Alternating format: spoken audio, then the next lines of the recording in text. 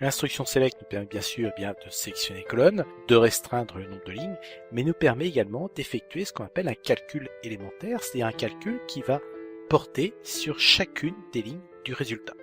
On va prendre donc un premier exemple. Et bien cette fois-ci, depuis la table des articles, on va afficher toutes les références articles, donc tous les articles. On va prendre les informations qui sont contenues dans la colonne prix hors taxe et on va les afficher dans une nouvelle colonne qu'on va appeler ancien prix.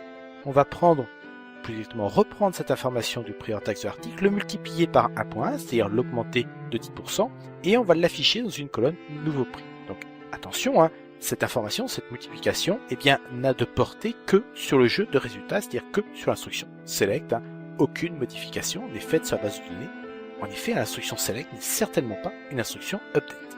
Donc on va exécuter cette requête et on voit apparaître dans le jeu de résultats, bien sûr les références des articles, la colonne ancien prix et la colonne nouveau prix qui est l'ancien prix augmenté de 10%. Alors quand on pense calcul élémentaire, et c'était l'objet de ce premier exemple, on pense bien sûr calcul effectué sur des valeurs numériques. Dans le principe SQL, ce calcul élémentaire est un petit peu différent. Il peut bien sûr porter sur des valeurs de type numérique, mais il va également permettre de créer de nouvelles colonnes ou d'extraire simplement des informations d'une partie d'une colonne de type chaîne de caractères. Donc on va prendre un autre exemple.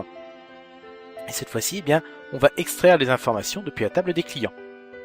On va utiliser ce calcul élémentaire pour créer une nouvelle colonne que l'on nomme patronyme, dans laquelle on va concaténer le nom, une chaîne de caractères qui correspond à un espace et le prénom. Donc les rtrim, ça permet d'enlever les espaces qui peuvent se situer à droite, donc le rtrim de nom et le rtrim de prénom.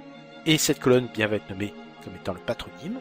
Et puis de la colonne code postal, on va en extraire une sous-chaîne grâce à l'instruction substring. Et dans cette sous-chaîne, on va débuter au premier caractère et on va extraire les deux premiers caractères et ça va correspondre au département. Donc on va exécuter cette requête et cette fois-ci, on voit apparaître dans la colonne patronyme les noms et prénoms de tous mes clients et puis dans la colonne département, cette sous-chaîne qui est extraite de leur code postal.